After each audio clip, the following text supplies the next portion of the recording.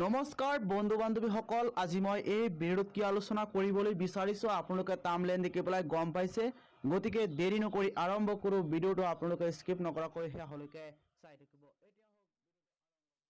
এতিয়া পোষ্টটো যেটো আছে এটো হৈছে ষ্টাফ সিলেকশন কমিশন অৰ্থাৎ এসএসসি। ইয়াতে লাষ্ট ডেট হৈছে 20 তাৰিখ 3 মাহ 2020 আৰু ইয়াতে পোষ্টৰ সংখ্যা আছে 1355টা পোষ্ট আছে। আৰু ইয়াতে যিসকল ছাত্ৰ ছাত্ৰীয়ে মেট্ৰিক পাছ কৰিছে তেওঁলোকৰ এইবিলাক পোষ্ট আছে যে technical operator, library clerk, office attendant, field attendant, photographer, compositor.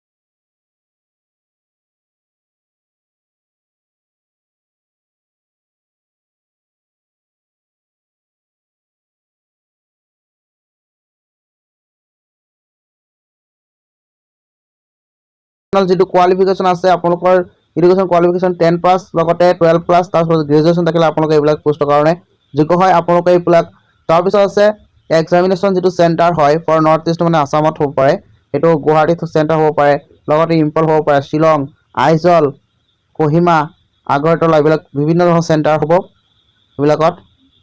তাৰপিছত আছে আপোনালোকৰ এপ্লিকেশন ফিজটো কিমান হ'ব পাৰে। এপ্লিকেশন ফিজটো আপোনালোকৰ 100 হ'ব for women or women, SC, ST, PW, ex servicemen candidate nil হ'ব। এইবিলাকৰ কাৰণে তেওঁলোক কোনো ধৰণৰ পেমেণ্ট নালাগে। তাৰপিছত পেমেণ্ট মোডটো আপোনালোকৰ অনলাইনৰ জৰিয়তে হ'ব।